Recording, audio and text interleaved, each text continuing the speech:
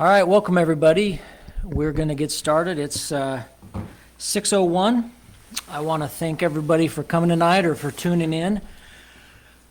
I want to give a little background on why we're holding this. A few weeks ago, I went to the George Fox candidate forum where all 10 board candidates were there. And one of the candidates, I believe it was Mr. Allen, mentioned it'd be good to maybe I won't be able to quote him exactly, but it would be good to maybe get ahead of some of the misinformation, and maybe it'd be good to have a forum where the district office and the administrators could answer some questions. And so that's what we're attempting tonight. We asked for questions to be emailed into us, I believe by Friday of last week, and we received 30 questions. And so I have farmed those questions out amongst this team here that I'll introduce here in a second, and then we'll just jump right in. And how we'll do it is, as I've said, the questions are kind of spread out, and so when it comes to their question, they'll read the question and then they'll answer it, and then we'll move on to the next person. So before I go any farther, I'll make introductions. On my far left is Mr. Lindenberger. He's our Director of HR. And we have Jillian, and she is our Director of Teaching and Learning. And then Tony, Director of Special Programs, and Heather, Director of Finance. And so once again, thanks for being here, and we'll jump right in. Scott. Question number 1, the mass exodus last year. How stable is the district due to that, and are we fully staffed and operational at this point in time? So currently, from the license side of things, we have all the positions filled with the exception of one, and we're in the process of entering into a short-term contract with that one remaining position that's open. To give you a little bit of background as well, we have currently 92% of staff contracts that have been signed and returned back to us here in the HR department. Administrators, we have all of the administrators have signed their intent to return for the upcoming school year.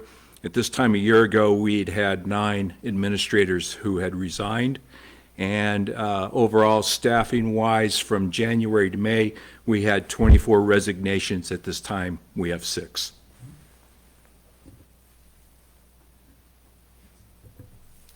I'm going to be combining question number 2 and 13. I'll read them both.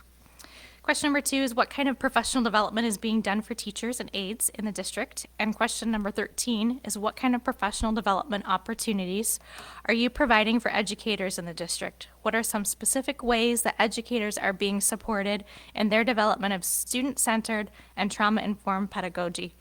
Are there any mentorship opportunities for seasoned teachers to work with and encourage younger faculty? So I want to start by talking about our educational assistants. This year we've partnered with the WESD and are able to provide job-embedded professional development to our educational assistants. This occurs monthly at they all meet at the high school, and so this is targeting our special education assistants, our Title I education assistants, and our Title III education assistants specifically, but any educational assistant can attend. And so they are definitely working on behavior supports, small group instructional strategies, instructional routines, and supporting student behavior.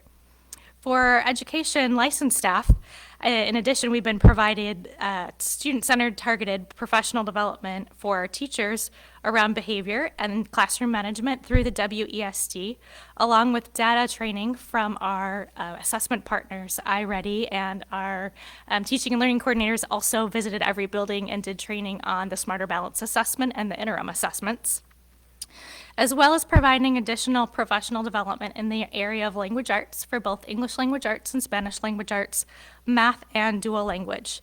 And then again, we do have district-wide TOSAs who provide job-embedded coaching and one-on-one support specifically for teachers. And next year, I'm really excited to announce that we will be bringing back our mentorship program, so we will have opportunities for our current teachers to support new and coming teachers. So I might just piggyback on what Ms. Jillian said about the professional development being done specifically for our special education teachers and special education EAs. The past number of years that I've worked for the district, we have really not provided much in terms of training for our EAs in the district. This year we are having monthly conversations with every EA. So early morning on Wednesday morning, we meet for about 35 minutes with our educational assistants in the elementary building. And then for the next 35 minutes, we meet with those in the secondary buildings as well. So every month we're giving training specifically on behavior, on accessing some technology that is useful, and we've also provided some training for them in terms of how best to support students with reading interventions and academic supports. Other things that we've got coming up, we are looking at providing specialized training through Orton Gillingham. Orton Gillingham is typically a teacher-taught program. However, there's no need to necessarily have just teachers provide that program. So we're also looking at having EAs go through our trainings, and we've already selected several. We have mental health first aid and suicide prevention to every EA coming in by the end of the year. We've discussed with our local EA union about making sure that MANT training is available to those that specifically work with hard to manage students and those with challenging behaviors, so that we can learn how to de-escalate students before needing to put hands on students. And so that was also a training. In fact, we've doubled our efforts in this last year to make sure that EAs are provided additional training. In terms of teachers, I think Ms. Jillian's already said it very well, but I'm just going to add that not only the mentoring program is there for special education teachers, but also our instructional facilitators are there on call, which I've seen in the past where they came into classrooms, into the buildings to substitute teach when needed as we're short-staffed. This year, they are not substitute teaching. They are actually going in and supporting the building teachers. They're spending more of their time. In fact, I think I've only called on them maybe once or twice this entire year to go in and fill in for a hard-to-reach class that wasn't able to be filled. So they're spending a lot of time with our special education teachers so that they understand the program, understand procedures, and how best to support students and staff. And I think that's all I have to say on 2 and 13. So question number 3, is the budget for the 23-24 balanced, and does it fill all necessary instruction and employee allowances? Yes, the proposed budget for 23-24 is balanced. There were no instructional staff or programs cut in the budget. Additionally, we were able to add some additional staff in the current year, and we will continue to add staff as needed in the next year. This includes moving from purchase service contracts to hiring employees to fill vacant positions and increasing math interventions at the secondary levels. And then I also got question number 4. What are the findings of last year's audit of the budget? This is still not 100% complete, so I'm going to refrain from providing any input on that until we have all of the findings from the auditors.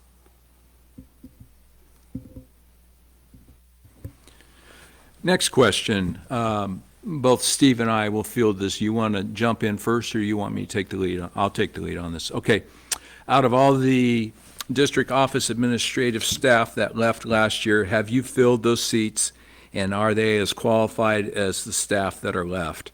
Well, I think the second half of that question could be rather subjective, and I think I'll leave that to your determination whether you feel that the current staff is as qualified as the previous or where that lands.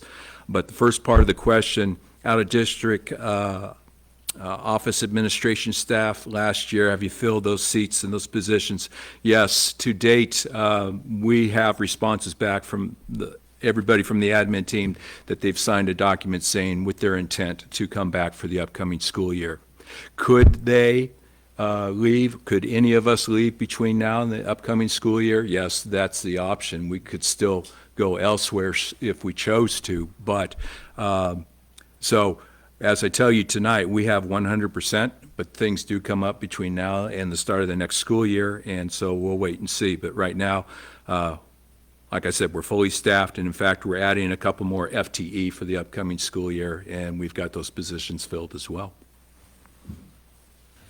Thanks, Scott. I would add that there was a district office position that it was Administration of Strategic Partnerships, I believe was what the title was, and we haven't filled that position, and as of right now, we don't have any intent to fill that position. I do appreciate Scott not really diving into kind of comparing our old district office with our new district office.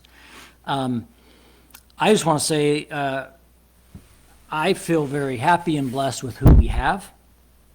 I think they're hardworking, they're smart, they're professional, they do a great job for kids every day.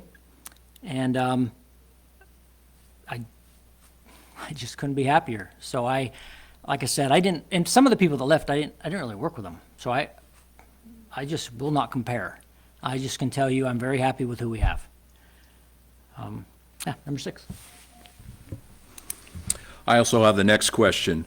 What are the open postings for employment being filled with qualified staff, or are you taking uneducated, unlicensed temporary staff, hoping to fill them at a later date and time? No, we currently have 8 licensed or 8 emergency licensed teachers currently with the district. That's something where TSPC, which is the organization that does the endorsements, will allow an individual who has at a minimum of a bachelor's degree to come in and teach, and then they have 3 years to work towards their endorsement. So to give you an example, I'm a former social studies teacher before I moved into administration. If I'd come from the private sector and I had a 4-year degree, I could be emergency licensed in, and then I could be placed into the classroom to teach. But there's a process that you go through. So for us to be hiring uneducated or unlicensed, no, we're not doing that. We're following the processes and procedures required by us by TSPC.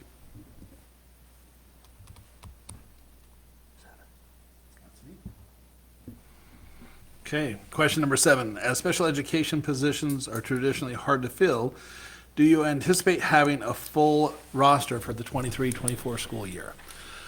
Pretty proud about this one. Right now, our school psychologist positions are all full. Our speech and language positions are actually bolstering to where we're added a position. Our school psychologist, we've also added a bilingual intern position to our school psych pool.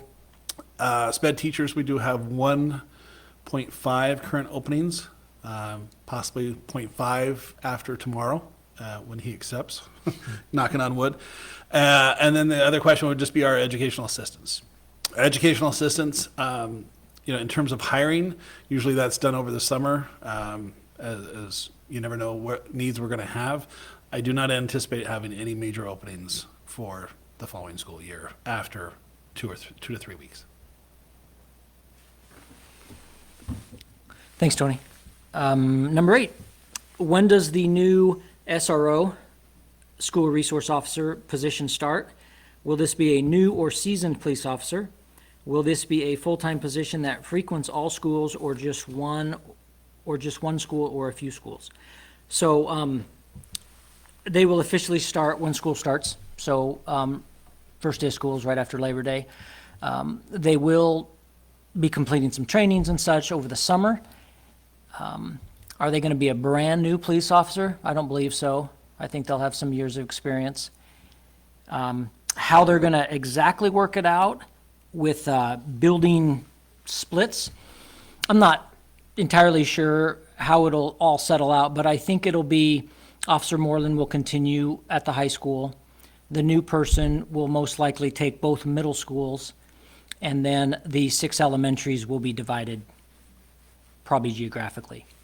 But bottom line is we're going to have twice the SRO support for our kids. Super excited about that. Officer Moreland is wonderful, but he's one person, and he's probably not as proactive as he wants to be. And so with 2 people, he can be much more proactive. So pretty excited about that one. Number 9, mine as well, I believe. No. Or you got it? That's me. Okay. So question number 9, it's been said that policy updating is limited per year. Which of these policies does the superintendent place a high priority on? We get quarterly updates from OSBA, or we're supposed to get them anyway. We've had, I've done this for 8 years now with policies, and this is the fewest policy updates that I've seen from OSBA in quite some time. If not over the last 8 years, this has been the lightest.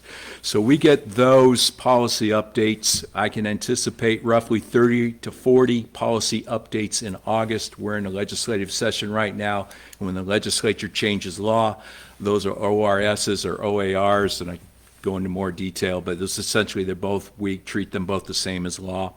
And so we'll be having a lot of policy updates coming from OSBA at that time. There is no limit to the number of policy updates that OSBA can send the 197 districts in the state.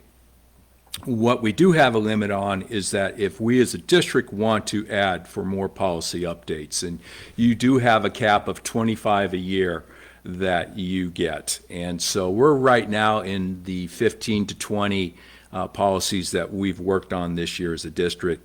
The second half of the question says, which of these policies does the superintendent place a high priority on? This is a board, Oregon School Board Association, or OSBA. So policy is really at the board level, not as much at the superintendent level.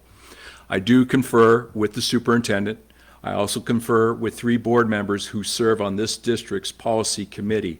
And so they will talk to me and they will say, so what do you think? What's your expertise in this area? So by and large, both the superintendent and the board trust me to go back and take a look at policies. So which ones have I decided to update? Pretty much the ones where I'm seeing gaps coming in as a new employee in August. What areas of policies did I take a look at and know that needed to be updated, or what was coming across my desk quite a bit? One policy I updated was our complaint policy process. It hadn't been updated for 5 to 7 years, and so that's a policy KL, or complaint process. Some of the other policies that we have taken a look at was special education procedural and safeguards. We have done family leave, we've done veterans preference, we've done student safety policies, and sexual harassment, just to name a few. Before Heather goes, I'll add a little bit. So when OSBA sends us the sample policies, the highest level of policy, I guess you could say, is required. Then it's highly recommended, and then optional. And that's how I look at policy. If it's required, it's required. If it's highly recommended, you better give it a good look. If it's recommended, give it a look. If it's optional, For instance, some policies are specifically about a district that has a charter school within the district. That's an optional policy. I don't need it in my manual because we don't have a charter school. If we ever choose to have a charter, we can bring that policy in. So that's just one example of why it makes sense to have some optional and not include them.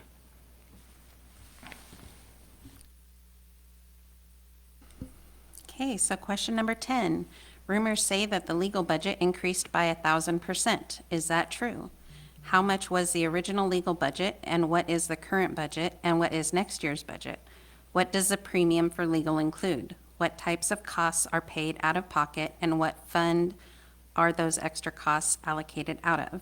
Is the district in a financial hardship due to the increase in legal costs? So prior to the current year, legal services were budgeted on average at $35,000 per year. The current budget is $350,000, and next year's budget is proposed at $75,000. Payments from legal services include any special education consultations, human resource consultations, board consultations, and any legal fees associated with claims against the district.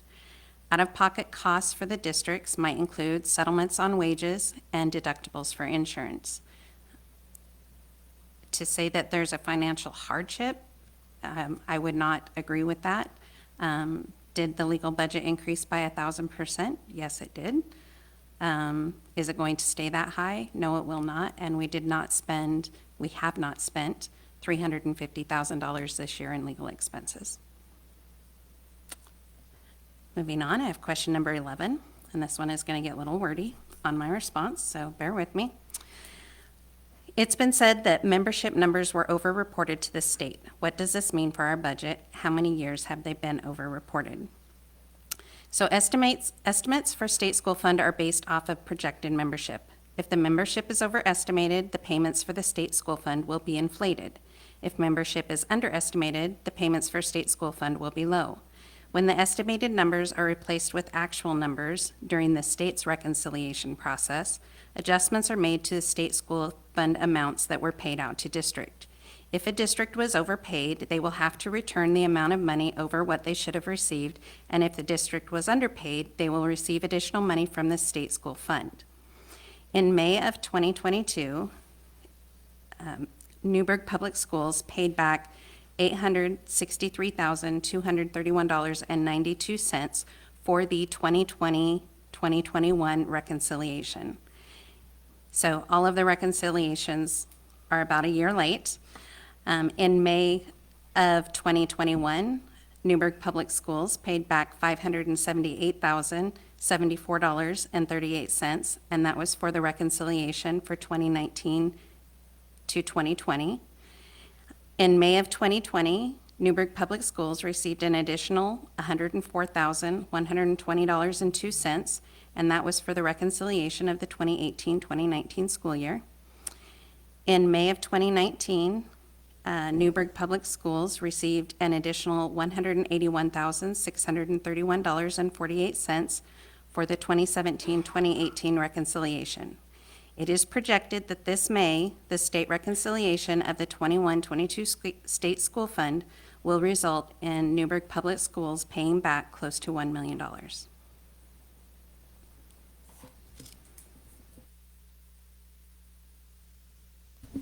Okay, number 12, right? Student enrollment is down. You talk about projected enrollment being up. What is the difference and how is that a good thing when the net numbers say it's not? Well, I don't think it's a good thing at all. So when we talk about projections being up, last spring, the projection for opening school this year was supposed to be 3,900 kids. When we opened, we were about 300 kids higher than that. So when we say we were above projection, we were above projection. It was supposed to be 3,900 and we were closer to 4,200. We were still down though. We lost kids, but we didn't lose the full 300. So were we above projections? Yep. Did we lose a few kids? Yes. The latest count, which came out May 1st, if we compare that, May 1st of, 2 days ago, if we compare that with June 1st of last year, we're down 80 kids right now. So in the school year, almost apples to apples, 11-month mark, we're down 80 kids. And I don't, I guess it's great to be above projection, but we are still down. The last thing I'd like to say about this downward trend didn't start in June of 22 or, this our peak was around 2014-15 with around 5,200 kids. And so since then, in the last 8 years, we've been dropping around 100, it's ballpark, but around 100 kids a year. And then COVID hit and it knocked us for 400 kids. And so just the facts are Newberg's had a decrease in enrollment for 8 years straight. We can't blame it solely on COVID. COVID hurt, but that's not the only reason. Homeschool numbers are up, private school numbers are up, and our numbers are down. Once again, 80 kids in the last 11 months is where we're at. And do I have the next one? No. Where do I? Oh, now we're at 14.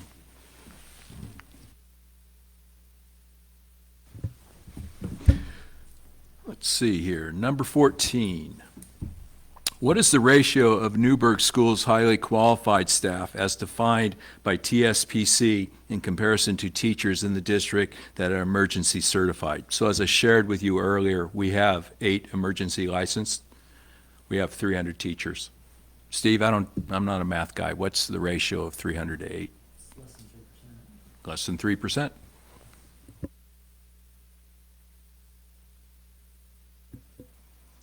Okay, question number 15. What is the district doing to ensure staff retention?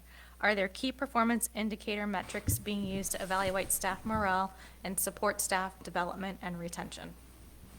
So no, as far as what are the key performance indicators, metrics being used, we don't have any. If whoever the author of this writer is, want to send those our way, we'd greatly appreciate it and would like to take a look at it. Jillian will have more detail to this answer than I will, but I can just share some basics that we've done. As an example, we had a wellness and care event that we held this past fall, which was a nice day of getting together on campus of food and drink for our staff. And that was a nice event. And then I also know that we've had some retention bonuses. I think we've had one already this year with a couple more on the horizon. So that's exactly what I was going to say. The district secured a grant last year, and so all staff this year received a retention bonus, one in the fall, and then they'll receive another one this spring. And then next year, the district set aside funding again for retention bonuses for all staff. In addition, next year, the district will be starting a health and wellness program for each building to continue to support the staff morale and health and wellness. And we're also really looking forward to continuing the health fair that we started this year. In terms of key metrics, I agree with Mr. Lindenberger. We don't necessarily have specific ones, but we did administer our Youth Truth Survey, which all staff, parents, and students in the district had an opportunity to take, and so we did use feedback from that, as well as a survey that went out recently to staff around health and wellness. All right, number 16. Why are you hiring part-time assistant principals for elementary schools when enrollment is down and there have never been assistant principals at the elementary schools in the past? So I imagine what they're referring to is we have posted for and are in the process of hiring one full-time principal to share the Crater Elementary and JA Elementary. So one person to share that duty of assistant principal. Discipline is tough in our buildings now. And when we completed the empathy interviews a number of months ago, we heard it loud and clear from parents, from students, from faculty, staff, that discipline was an issue, and especially in our elementaries. And we saw a need there. We had money in the budget, and we thought we need to help out those buildings. The added administrative presence will free up the principal to be an instructional leader, to work on curriculum, to work with teachers, to making them better, and those assistant principals will then take on more of the discipline load. So, yeah, it was a district office superintendent decision, and I think it was a good one. Next, 17. Why are government grants which the district is eligible for not being applied for? Let me read that again. Why are government grants which the district is eligible for not being applied for? I really don't know what this question is referring to. Between the feds and the state, there's probably 1,000 grants, 10,000 grants that we aren't applying for. So I guess if someone was more specific, I'd be happy to answer that. But there's multiple grants that we don't apply for every year. Okay, question number 18. What is the district's plan for taking care of NHS students who are currently taking German, as the world language German strand will be phased out next year? So the district definitely stands behind our student success, and students that are currently taking German, we will be ensuring that their 2-year experience continues. So for those students who are in their first year of German, the district will be supporting students in completing their year 2 of German through a college course, and the district will be paying those fees, so there is no cost to students. So we will ensure that every student in German this year that has not yet had 2 years of German to fulfill the foreign language requirement will have that opportunity again next year.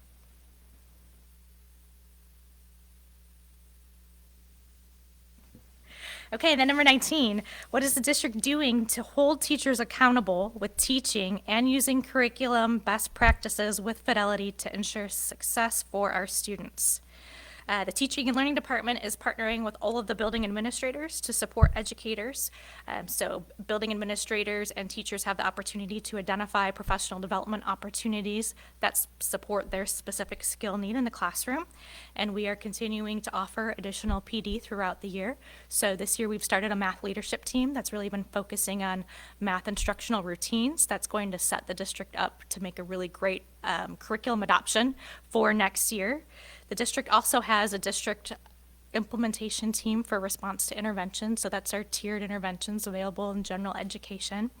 We also have English language arts and dual language professional development for staffs. So really supporting our staff through PD and ensuring that they are utilizing the curriculum and best practices. We're also continuing to build partnerships across our schools and vertically so that continuity is there both at the elementary level from building to building and then as students progress up through our system. In addition, we also have teachers on special assignment who support building administrators and teachers, as well as adding that mentorship next year along with job-embedded professional development.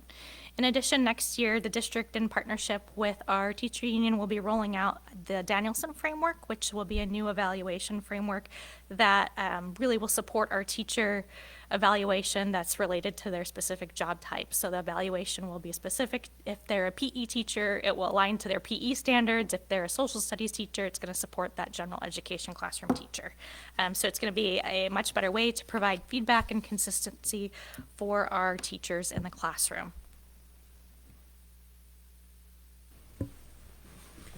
There was a mass exodus of staff in 2021-22 and in 2022-23 school year.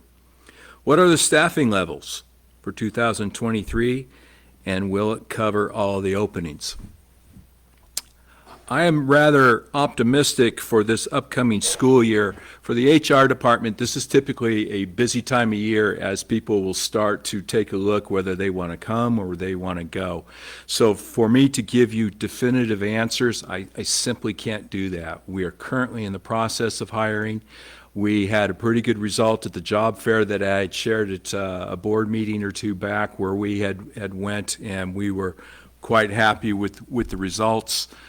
Just with the recent administrative openings that we've had roughly 20 applicants for each opening, one for assistant principal next door at Edwards, and then for the split position that Dr. Phillips talked about earlier, we had roughly 20 candidates for that opening as well. And that was a bit of a surprise to us because when you have a split position, you usually don't get a lot of applicants because they don't want to go between buildings. So we're rather encouraged by that. So at the job fair, again, we felt pretty good about that. I shared with you some earlier stats as far as administrative team coming back, as well as staff filling out the forms saying they're planning to come back. I think that bodes well for us. And if you take upon where we were at a year ago, again, being shared earlier, we thought we were going to be at 3,900 students, and so the district had gone into a RIF, or reduction in force mode, which we were laying people off. But then as we saw the numbers weren't going to be as drastic, we were bringing people back in. So again, it caused a lot of flux and a lot of uncertainty in the district in operating off of the numbers that the past administration had. They were acting in good faith, just like we act off of the numbers, and we act and we move in good faith as well.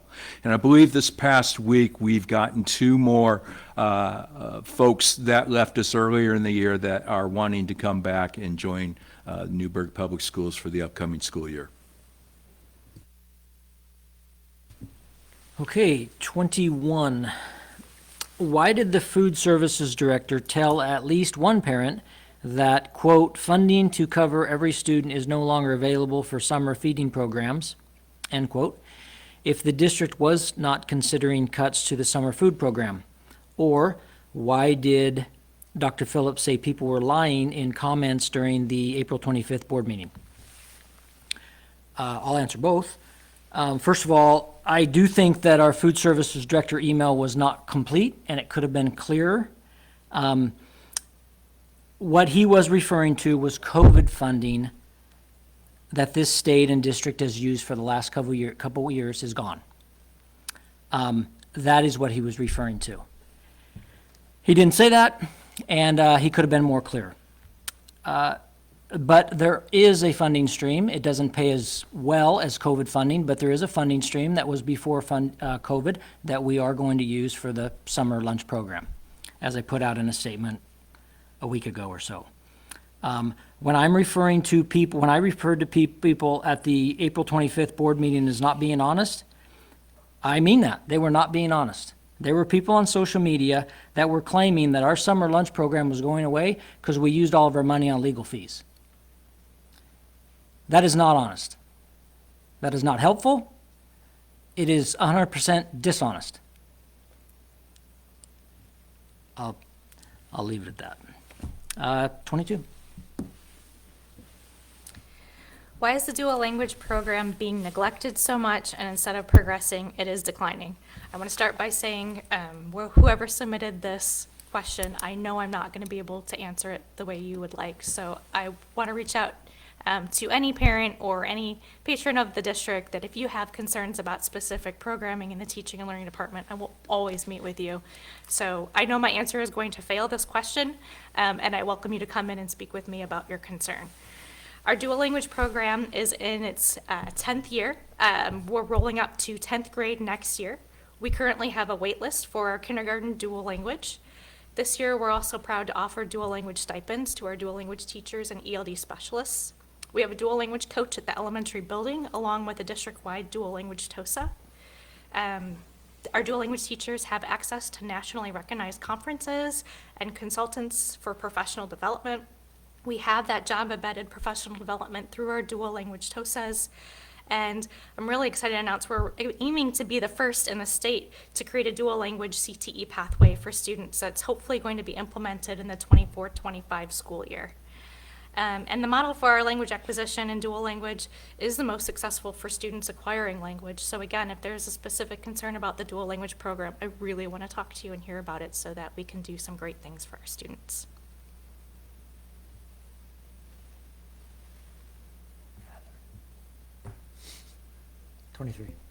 Yes, we're on 23 now. What all is included in the Board of Education Services budget?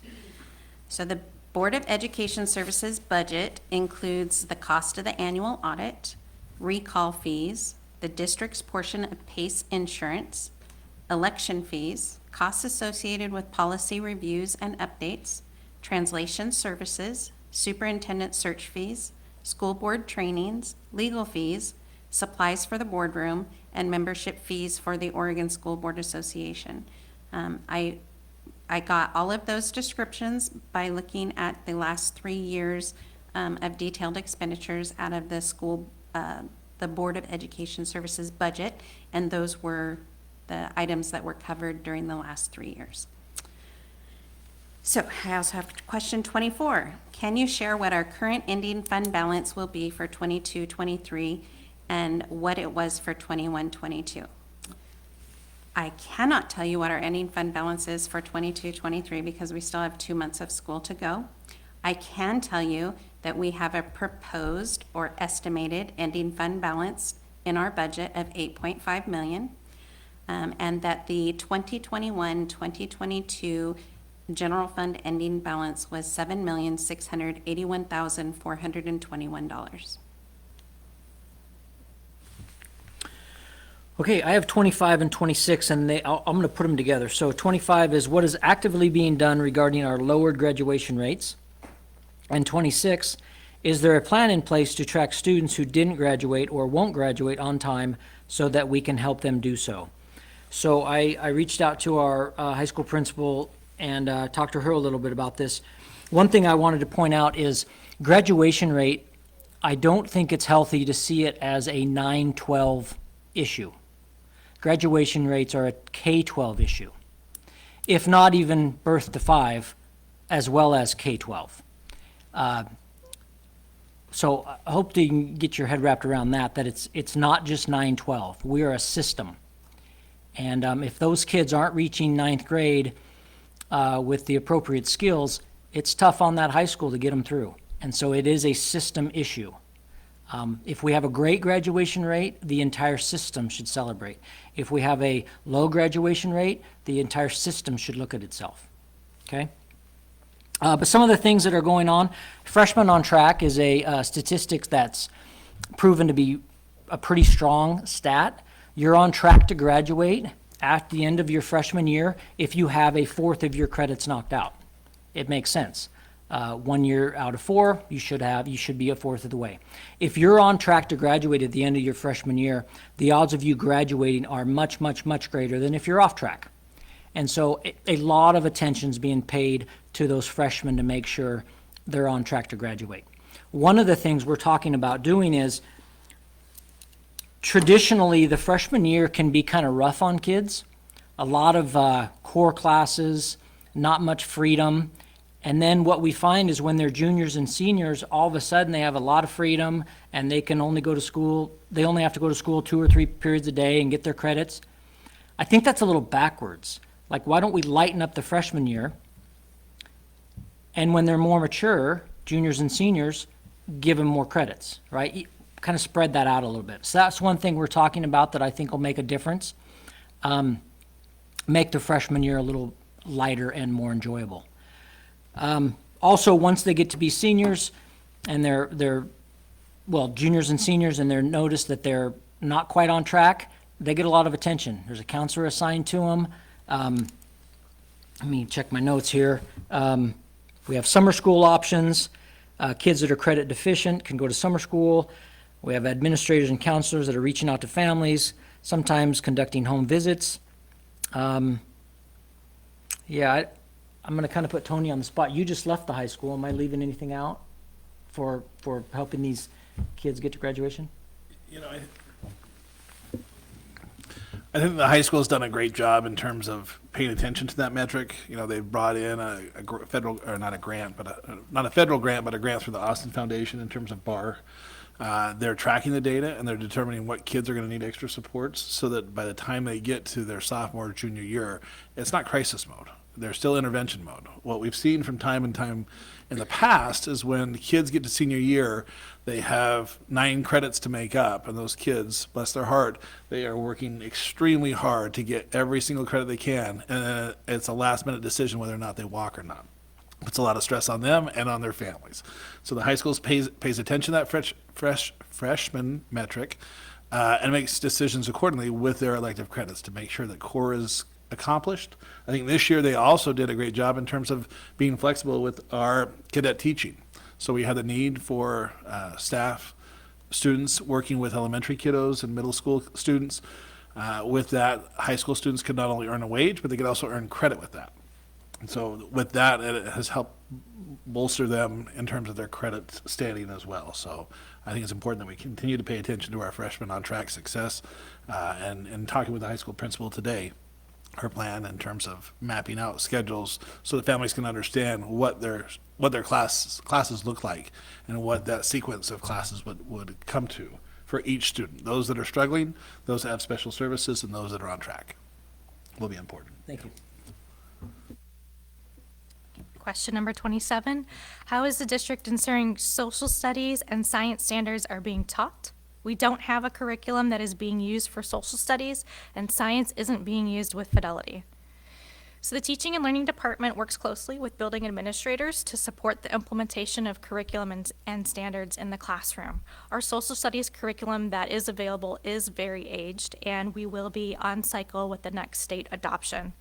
The science curriculum, we will be starting a team next year to work on the NGSS instructional strategies and practices and integrating that into our next adoption that will be occurring the following year. The standards are mapped to ensure that each standard is taught at every grade level, and sometimes supplemental curriculum or materials are needed to be utilized. The Teaching and Learning Department this year and moving forward is working closely with building administrators to complete learning walks and observations in the classroom, and again, providing that job-embedded professional development that teachers are asking for to really be able to support their success in the classroom. And again, that ongoing coaching and professional development. As I had mentioned, our social studies curriculum is on cycle with our upcoming state adoption plan, and the science curriculum will be adopting in the 25-26 school year. Okay, question 28. SPED evaluations and other counseling services are being performed largely on Zoom with clinicians out of state. Is that a system that the district intends to carry forward into the next year? What steps are being taken to hire in-person psychologists and SPED professionals to fully staff the district? Couple concerns I would say with this question, although I understand the nature. One, evaluations are not simply done over Zoom. Zoom does not have the platform required for individual testing to occur in a way where we're comparing students' performance directly in the exact same way, like normed across the nation. So it's not simply a Zoom platform that we're utilizing, but actually a pretty expensive platform from my perspective in terms of it's about $7,000 per year just to make sure that the testing that we get online is the exact same testing you would get from an in-person psychologist. That being said, what is our plan for next year? We are going to continue with online evaluations. However, we only had 3 online psychologists this year and 3 in person. We are reducing the amount of online psychologists by reducing it by 2, so we'll have 1 online psychologist and 5 in person next year. We did turn away 2 in-person candidates this year. So I say that because I don't believe that the platform makes a difference in terms of the evaluation and the report that you parents will get at the end of the evaluation period. It's more important that we get trained professionals that I believe are competent and can do a great job. So I'm happy to have the discussion with anybody who feels, differently about virtual versus in person. We did make a concerted effort to really find highly qualified staff. And like I said, we have 5 now in person, with 1 being online, and that 1 online is doing a fantastic job. And so we are bringing that person back, and we'll continue to serve those 2 schools that she's at now. We also had a speech and language pathologist. We had, when I first came on, I think in October, we had a couple quit. We had some that had not been filled. And so we reached out to the WSD for support, and they did offer us 3 individuals, a total of 2.4 FTE. In terms of having support at 2 elementary schools and 1 middle school. I can tell you right now, we have actually had a surprising amount of in-person speech and language pathologists apply. And our plan is right now to reduce the online presence of speech and language pathology presence on our virtual process, likely down to maybe 1 or 1.5. We have to get out of a contract with the WSD for that, and so that's something that we're working on right now. But we've had some great candidates come through. 2 of the elementary schools that do have online presence for SLPs or speech and language pathologists, they also have an in-person speech and language pathologist assistant. And so that person can run groups, can work directly with the students, and we've been able to recoup every single minute for a lot of our students that went without services during the October and November time. In fact, I'm getting emails almost daily from speech and language pathologists saying, we've made up the minutes, go ahead and cross off this student, no longer needing summer school minutes. So they're working extremely hard to make sure that our kids are supported and serviced in the way that you've expected written in their IEPs. So overall, like I said, psychologists, we will be down to 1 virtual, and I feel very confident in her abilities to continue that work, along with at no more than 2 online virtual speech and language pathologists, with again, one of those being fully having an in-person assistant right there who takes over the groups anytime we need. SPED staff, in terms of SPED staff professionals, we don't have any case managers, we don't have any study skills, we don't have any what we call LRC positions right now done through virtual services. That's all through in person. So the only virtual presence we have within SPED is through our speech and language and our psychologists. And like I said, we are reducing those dramatically. And those positions are already hired. Heather. Question 29, is it true the student enrollment numbers were misreported and overreported, resulting in a shortfall of state funds? What does that mean, and how exactly did that happen? As I previously stated in question 11, enrollment/membership and revenue is a projected number. These projections take place in January of every year for the following school year. So in January of this year, we projected what we would have for our enrollment and our revenues for next year. That is the basis that our state school fund money is gauged on. So when they take all of the schools throughout the state, that money, the enrollment numbers and the revenue that is projected are all combined to determine what the per student funding will be. During the reporting period, you can also make adjustments on your current enrollment and budgeted revenues. If your enrollment is off from what you projected, these adjustments can help reduce the amount of difference in the state school funding. So if you projected your enrollment to be 3,900 and you ended up with 4,100, you can actually make that adjustment in January when you're submitting your next year's, and they will make adjustments in your current year state school funding for the rest of the year so that there's not as large of a hit at the end of the year. So what does it mean? It means that this year we are actually going to pay back about $1 million in over-realized revenue from state school funding from the estimates that were projected last year. Did the board pass a policy that removes gender identity from a school policy? Long answer is no. Short answer is no. But let me explain the process to you, as some of you may not be familiar. As I shared with you, we have a policy committee made up of 3 board members and myself. And I brought a policy forward. We have a federal code assigned to each one of our policies, and also it has a title that goes along with it. So the policy was in regards to harassment, intimidation, bullying, menacing. What do we do as a staff when this occurs, when students are doing this? And it's policy JFCF. And I noticed that this policy hadn't been updated since 2015. So I brought this policy, sample policy, before the board, which is the practice. And one of the protected groups listed into the new policy was gender identity. So think about it. Back in 2015, that wasn't a protected group, wasn't listed in the policy. That's why we do policy updates, because the laws change from time to time. And in this case, the legislature had said gender identity is a protected class.